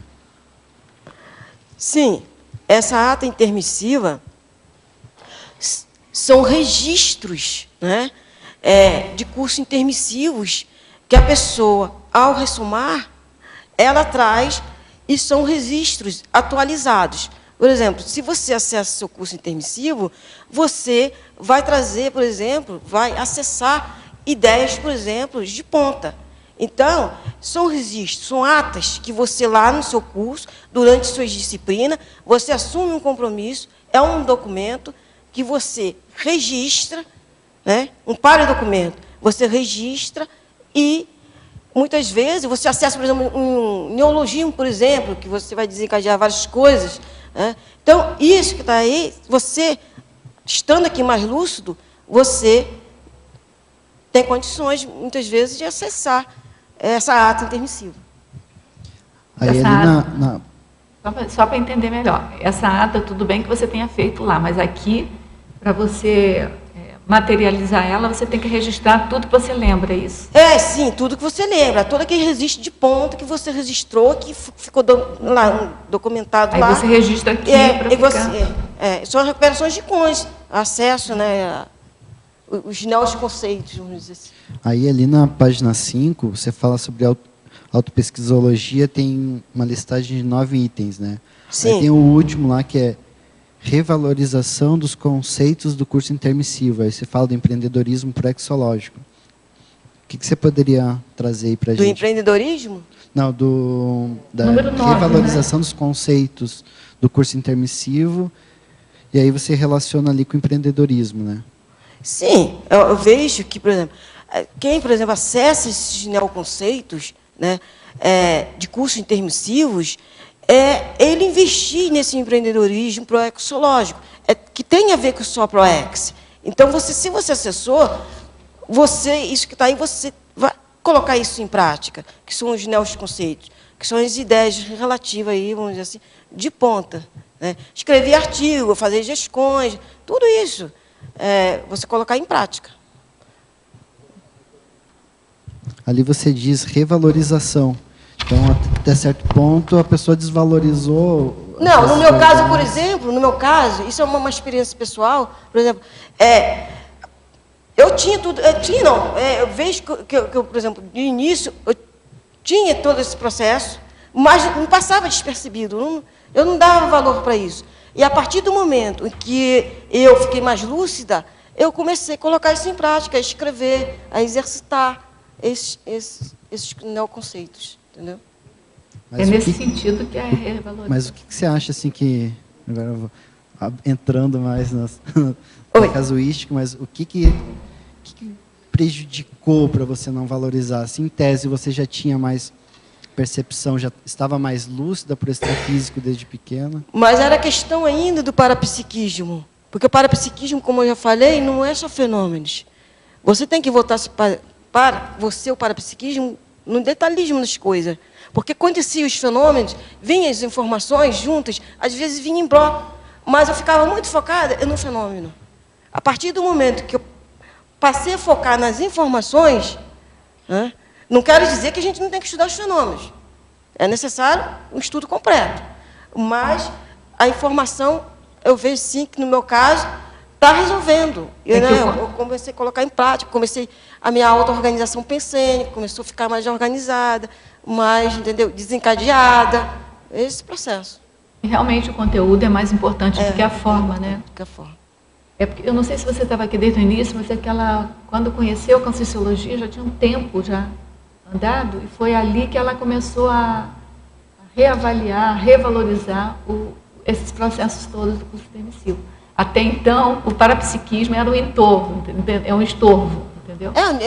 E causa transtorno, muito transtorno na pessoa, se a pessoa não tiver cuidado.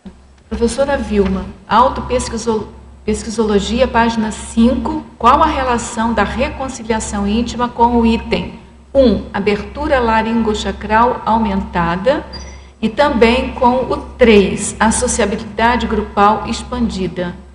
Poderia aprofundar essa relação e como a reconciliação íntima atua nesse desbloqueio, correlacionando com a assistenciologia? Sim, muitas vezes, entra aí o processo, muitas vezes, a gente tem um processo laringochacral, e muitas vezes esse processo, ele é desencadeado, muitas vezes, de outras vidas, e nessa vida também. Por quê? Muitas vezes, nós bloqueamos nosso laringochacra, e o que acontece? No meu caso, por exemplo, quando eu cheguei na Conscienciologia, como coloquei de início, eu nem falava. Né? Às vezes, vinha muitas informações, mas eu não conseguia falar. A partir do momento em que eu comecei meu autoenfrentamento, eu comecei também o processo do estudo, e comecei a estudar e comecei a buscar também os aportes, ferramentas, né? Para que superar e fazer os desbloqueios. Com o processo das energias, foram, né, acontecendo os desbloqueios, mas eu também procurei fonoaudiólogos, né, que me ajudaram muito, o processo do estudo contínuo, né, da faculdade, e eu vejo também que esse processo entra o processo de reconciliação íntima. Por que entra o processo de reconciliação íntima? Muitas vezes eu tive uma experiência com uma retrocognição, e isso ficou muito claro para mim, o processo da comunicação. É que, por exemplo, eu falava uma determinada língua, e também queria que todos falassem, não brigava, porque eu estava lá no poder. Entendeu? Eu estava naquele poder. E aí eu queria que todos falassem a mesma língua. Entendeu? E isso ficou muito claro para mim no meu processo hoje, por exemplo, de não falar, não ter essa flexibilidade comunicativa. Então entra o processo da reconciliação íntima aí. Mas isso não quer dizer que é para a gente estacionar. Se não consegue falar, né, corretamente, vamos falar. O importante é você se assistir e estar assistindo, e as pessoas entenderem e você conseguir interassistir, fazer a interassistência, trabalho de assistência. É nesse sentido. Eu acho que eu respondi, né? Respondeu sim. Tem ainda a associabilidade grupal expandida. Oi? Associabilidade grupal expandida. Sim. Que é o item 3. Você pode falar? Essa aí é a troca de experiência. Né? É isso aí. É a sociabilidade. É a sociabilidade. Porque, por exemplo, essa sociabilidade, você se dá, por exemplo, oportunidade, ou seja, na sociedade, ou aqui né, dentro da Conscienciologia, dessa troca, né, de você estar fazendo isso. Então, em mitologia, página 3, poderia discorrer sobre o mito da aceleração evolutiva sem autodesassédio? Aí é meio difícil de você evoluir, né? Continuando.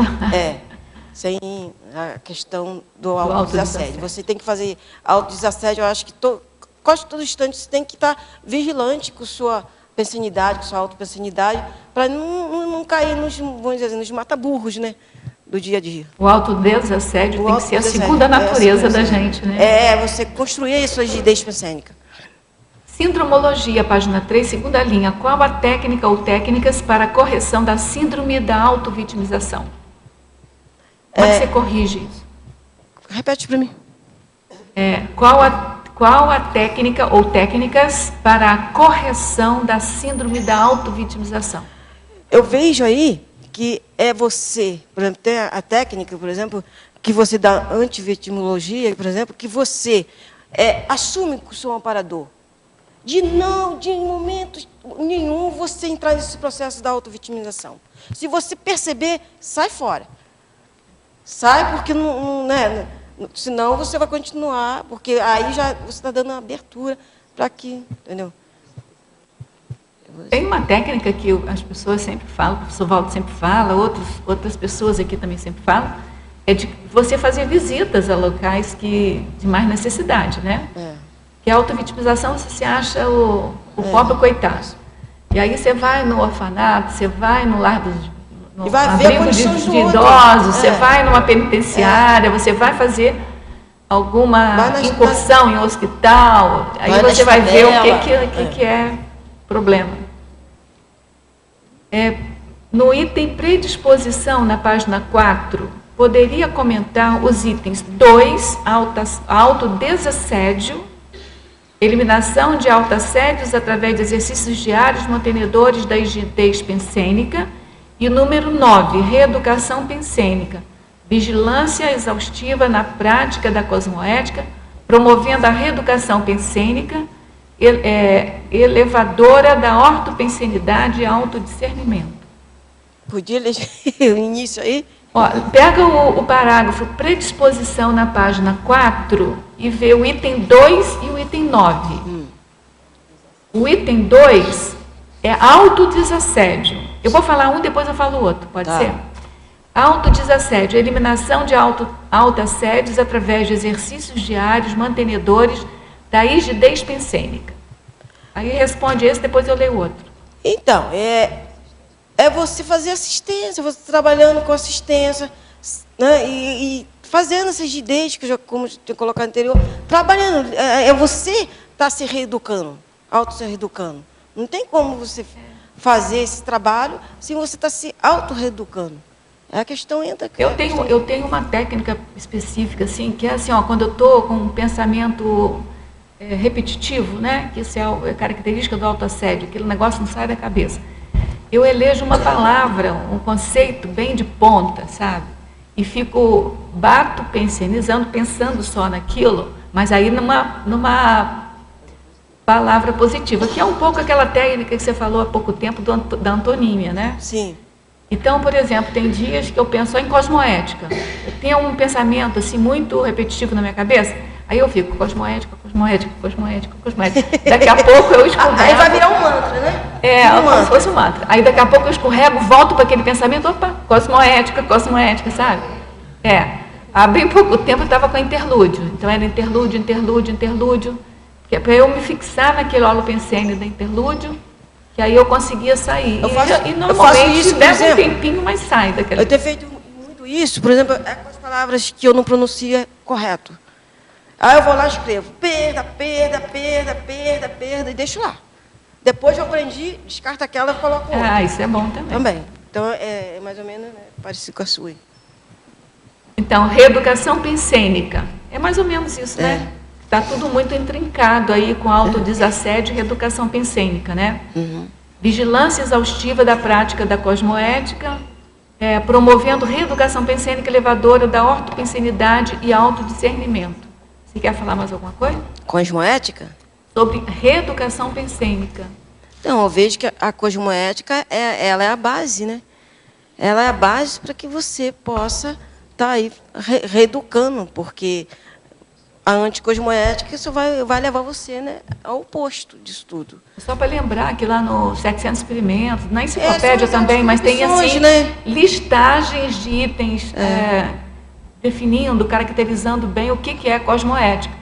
Então, se você quer fazer uma mudança na sua ortopensenidade através da cosmoética, pega aquela listagem e começa a trabalhar naquela listagem, né, que aí você vai ter uma mudança significativa do modo de pensar e para melhor, porque é de acordo com a cosmoética. Você quer comentar alguma coisa? Não, o código, por exemplo, o código, né, pessoal de cosmoética. Para fazer o código pessoal de cosmoética. Né?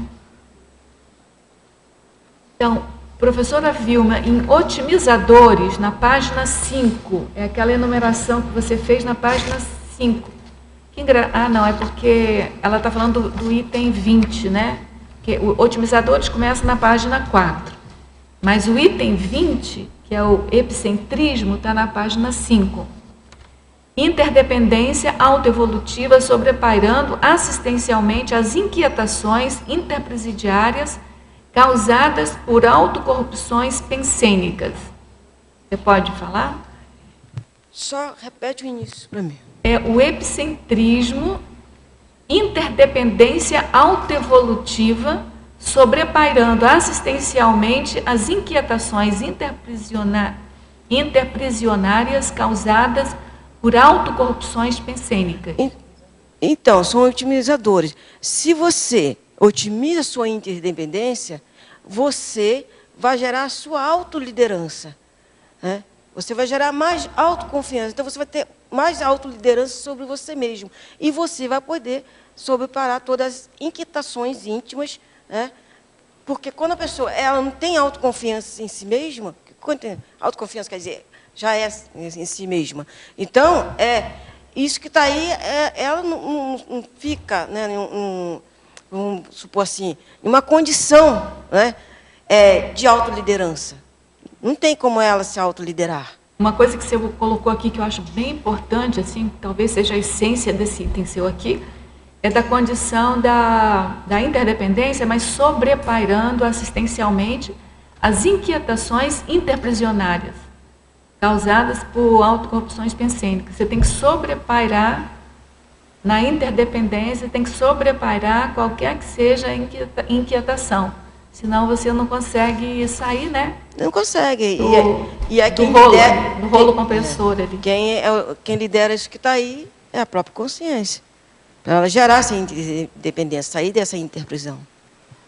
Agora, ainda na página 5, nessa mesma listagem, otimizadores, tem assim, ó, fomentação mental somática. É refutaciologia discernida dos estímulos cognitivos. Sim. Quando você fomenta seus estímulos cognitivos, você vai refutar esses seus estímulos, né? Isso você vai ter, né, vamos dizer assim, uma troca, né? Então você vai melhorar, você vai ter melhores discernimentos, vai desenvolver o mental soma, né? Vai, vamos dizer assim, ter mais lucidez, acesso, né, as informações, você vai ter mais aquisição, né, das informações, nesse sentido. Vilma, na página 2, na 6ª linha, em fatologia, você fala da passividade alerta. Você pode falar um pouquinho mais para nós? Sim, essa passividade alerta, isso geralmente acontece muito na TENEPS, né? Mas quando eu coloquei aí, eu coloquei não no sentido da TENEPS. Eu coloquei, por exemplo, a gente está em um determinado ambiente, você está em uma condição passiva, mas você está alerta para tudo que está acontecendo à sua volta. Foi nesse sentido que eu coloquei. Entendeu? E você está ali, mas está atenta. Então, não é aquela passividade de você aceitar tudo, mas de você poder estar atenta para você assistir. E você fala aqui também, na parafatologia, na 2ª linha, a sinalética energética parapsíquica. Está relacionado, então? Está relacionado a isso também, essa sinalética. E antagonismo. O antagonismo, semipossessão benigna e semipossessão patológica. Você poderia comentar um pouquinho? Sim, essa semipossessão benigna é aquela possessão que você, né, principalmente na TENEPS, quando é com o amparador, e que você vai, né, enfatizar a assistência. O amparador acopla com você e você vai fazer assistência. É essa semipossessão benigna. E a outra é exatamente o contrário, né, é a patológica. No benigno tem a passividade ativa, você não perde a sua noção. Não perde a noção. A lucidez, como a lucidez. Você está ali, mas está alerta, atento. Agora, mais uma. Na fatologia, na 10ª linha, a imunidade cosmoética. Sim. Essa imunidade cosmoética, quanto mais você trabalha seu processo de cosmoética, né, você vai estar gerando imunidade contra as suas autocorrupções.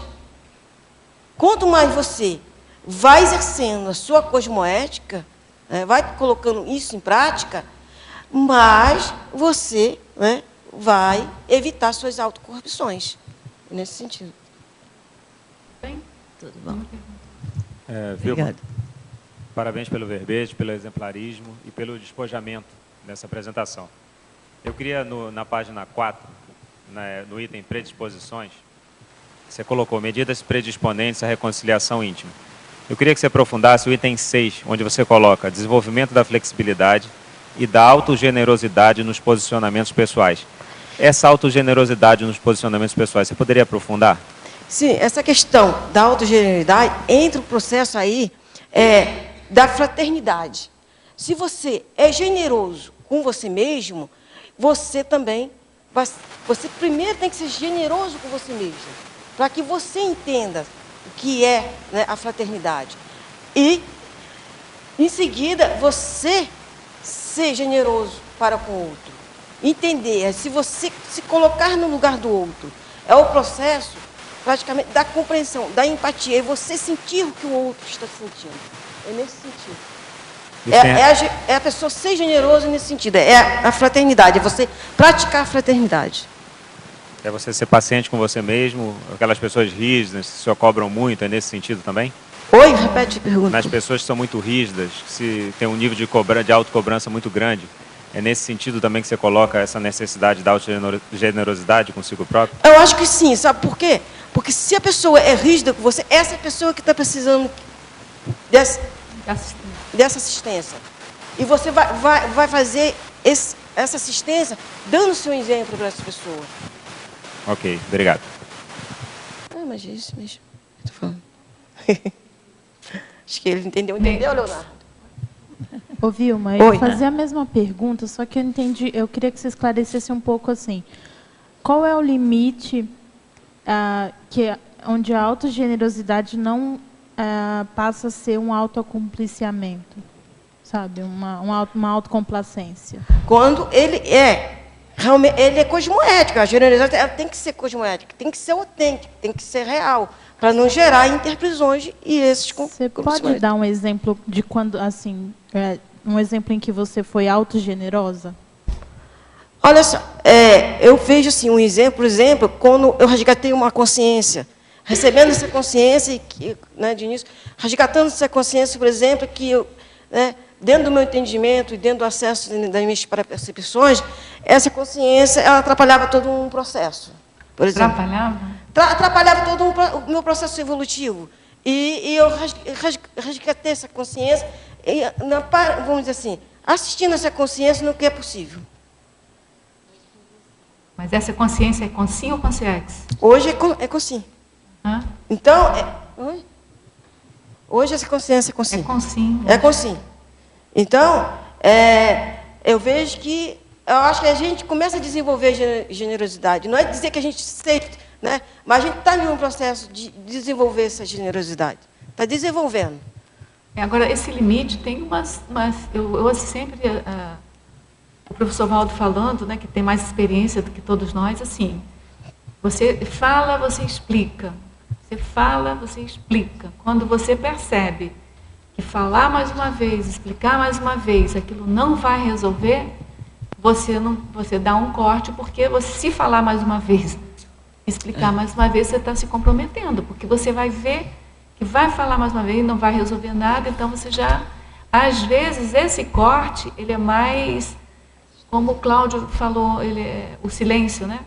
Ele pode ser mais ostensivo do que você falar de novo, e é mais ou menos, não é assim uma conta matemática, é uma conta de percepção, de atenção, de entendimento, de compreensão e de esclarecimento. De apreensão da realidade do outro, que tem que ter parapsiquismo para isso. Eu acho que quanto mais parapsiquismo, menos a gente erra nesse limite, sabe, Bruna? É um limite que ninguém vai explicar para a gente como é que é. Vilma, na página 1, na fatologia, no final da terceira linha, você fala da relevância da gestação consciencial. Você podia comentar? Posso. A relevância da gestação consciencial é a importância da gestação consciencial. A gestação consciencial, eu vejo que é um aporte para esse trabalho de reconciliação e de assistência. Se você escreve, como você escreve, que você coloca a sua cosmoética, né, nessa gestação, a sua vivência, a sua cosmoética nessa gestação consciencial, você vai estar assistindo várias pessoas. Você vai estar trazendo, às vezes você está reconciliando com grupos, mais grupos. Então, é a importância dessa gestação. Às vezes, coisas que ficou mal paradas no ano passado, e na maioria das vezes, quando a consciência acessa essas informações, você já fez a reconciliação. É a questão da retratação, da reeducação. Né? Eu esclareci, Nilce? Esclareceu. Você percebeu isso em você? Sim, percebi. Eu vou dar um exemplo aqui. Por exemplo, o tema de pesquisa. O tema de pesquisa, quando a pessoa escolhe um tema de pesquisa, esse tema de pesquisa, ele vai buscar determinado grupo que está relacionado àquele tema. E aí entra o processo da reciclagem, entra o processo da reconciliação. Porque aquele grupo que estava ali, né, já muitas vezes carente de muito tempo, eles são assistidos através da gestação, do esclarecimento da sua Um fixador pensênico, né? Para atrair para assistência. É. Tá bom. Bruna, quer fazer pergunta? Não.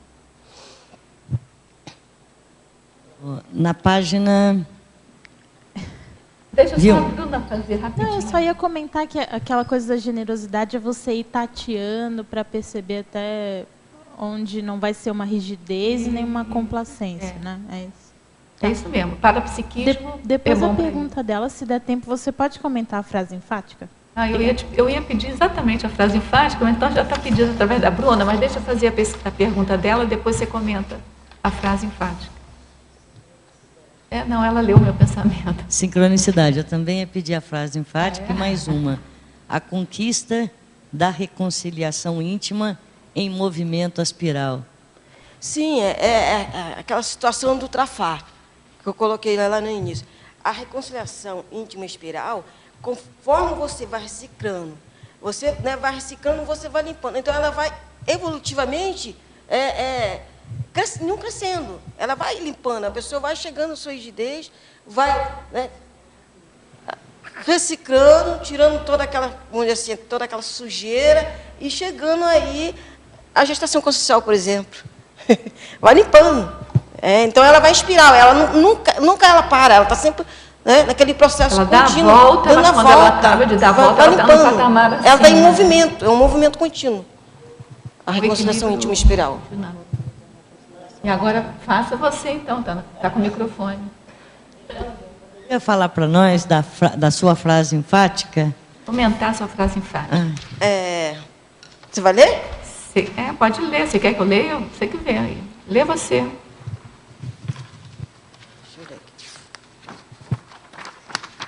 A reconciliação íntima conduz a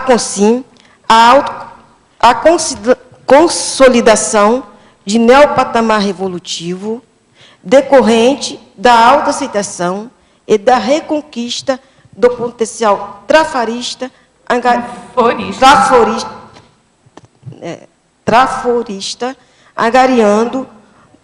angariado no curso intermissivo. Então, se eu faço a minha reconciliação íntima, tenho essa base, essa consolidação de neopatamar evolutivo, eu vou estar, a partir da minha autoaceitação, acessando todo, vamos dizer, acessando todas essas informações que eu acessei. No curso intermissivo, você trabalhou no curso intermissivo. Então, eu estou trazendo, a partir do momento em que eu criei esse link, através da autoaceitação, porque o que travava era a falta de aceitação, porque eu sentia saudade, queria voltar lá para o conforto. Então, o que acontece? Eu fiz essa reconciliação. Mais ou menos, né, viu? Porque o conforto lá, muita gente está na baratrosfera lá, né? Você estava lembrando só do período do curso intermissivo. E essa saudade, então era para ficar ali no comodismo. Você lembrava do curso intermissivo, tá certo. Então, só na teoria, eu agariei todo, vamos dizer, todo. Ainda creio que tem muita coisa pela frente, né? Esse potencial de estar trazendo as ideias, né, e estar aí trabalhando. Isso, o mais assistido sou eu mesmo, porque estou fazendo... Mas essa mensagem da frase enfática é bem impactante. Porque esclareceu? Acho que esclareceu. Porque quem atrapalha a gente é a gente mesmo. Né? É a gente mesmo. Então, a partir do momento que você vai limpando, vai tirando os desbloqueios, você começa a acessar seu material que você deixou lá. Que é o positivo, que é para você fazer sua reciclagem. Olha só, o tempo nosso terminou. A gente continuaria discutindo esse verbete por mais tempo aqui. Mas, de qualquer modo, o tempo terminou. A gente agradece muitíssimo a você, te parabeniza pelo verbete. Obrigada. A gente aguarda outros verbetes seus. Obrigada. Tá certo? A gente agradece a todos vocês presentes aqui pelas perguntas, pelas energias que vocês mandaram aqui para a gente, né? Nós agradecemos os teletertulianos também pela participação, pelas perguntas. Aguardamos vocês nos próximos dias, amanhã, depois. E passamos, então, para os nossos comerciais. Obrigado. As pontuações da tertúlia de hoje são 128 assinaturas no livro de presença, 26 perguntas presenciais e 30 perguntas respondidas online. Hoje nós temos 2 recados. A Rosemary com o curso Síndrome do Justiceiro e o Fernando com o curso Dinâmica Projetiva Intensiva. E antes nós teremos os amigos da enciclopédia. Boa tarde a todos. Em nome do programa Amigos da Enciclopédia, nós damos aqui as boas-vindas a todos os voluntários do IPC que estão neste final de semana aqui em Foz do Iguaçu, no encontro anual do IPC. Nossos agradecimentos a todo o pessoal que sempre tem apoiado aí incondicionalmente o programa Amigo da Enciclopédia. E a gente renova, então, o convite para aqueles que ainda não são amigos, têm assinatura vencida, para associar ao programa, que todos os recursos do programa Amigo da Enciclopédia são integralmente aplicados na produção da Enciclopédia da Conscienciologia, na transmissão diária das tertúlias, na manutenção desse ambiente aqui do tertuliário, no holociclo, na holoteca, em todo o acervo. Então, essa estrutura, esse acervo, esses eventos são mantidos pelo associado do programa Amigos. É muito fácil você se tornar amigos. Na recepção do CAEC, você pode fazer lá a sua adesão, ou pelo telefone 45-3525-2652, inclusive nesses feriados também atende. E também lá no evento do IPC, nós estaremos lá no pátio com uma mesa do programa Amigos, proporcionando uma facilidade para quem quiser fazer adesão ao programa. E vamos ter um brinde especial para quem fizer adesão. Muito obrigado. Boa tarde, estou aqui em nome da Reconsciência para convidá-los para o curso Síndrome do Justiceiro, que irá se realizar no dia 27 de abril, um domingo. E este curso tem por objetivo nós estudarmos os julgamentos precipitados, as reações exageradas e os conceitos distorcidos de justiça. Aproveitando o verbete de hoje, a profilaxia aí para reconciliações íntimas, né, para pacificação íntima. Maiores informações no telefone 45 9993 2000, 9993 2000 ou pelo e-mail reconscientia@gmail.com. Bom, agora em nome do CAEC, nós fazemos um convite para um curso que vai ocorrer nesse domingo à noite, segunda à noite. É uma dinâmica projetiva intensiva. Então, nos dias 20 e 21 agora, das 19h30 às 22h, com o EPICOM, o professor Moacir Gonçalves, nós vamos ter uma dinâmica projetiva intensiva. E quem tiver interesse, vai ser aqui no CAEC, no nosso auditório. Quem tiver interesse, é só procurar a recepção do CAEC e fazer a sua adesão. Muito obrigado.